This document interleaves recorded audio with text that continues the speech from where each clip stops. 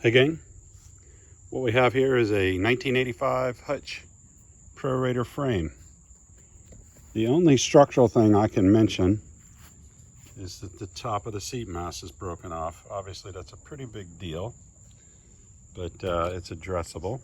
I don't really see any structural damage. There's a lot of crappy paint on this. It was white underneath. I've gone over it. I don't really find any damage. Nothing like that. Serial number's intact. Like I said, it's originally white.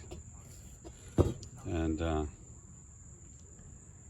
the prior owner, if you want to call it that, this is the original seat post to the bike, no doubt. Going by its chromoly and its thin wall and all that jazz, and it was in there. And what the original owner did is, well, they soldered this bad boy in there. I could force it down, but there's no need for me to do that. I say force it down, it doesn't take much force, but you know what I mean.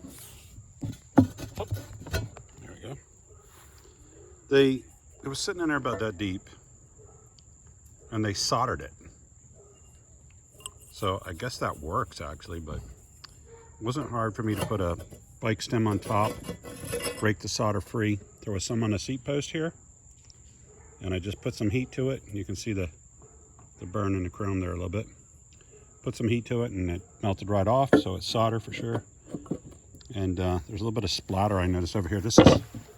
I didn't do this, so it must have been something the prior owner did. You see I kind of realized that that's actually solder too. I don't think that's just paint, but obviously a little bit of heat will make that go away. But the real question is what to do with the seat mast. So I'm going to try to price this accordingly to the fact that it needs a repair and refinish. But I think it's actually got hope still. That's all, folks.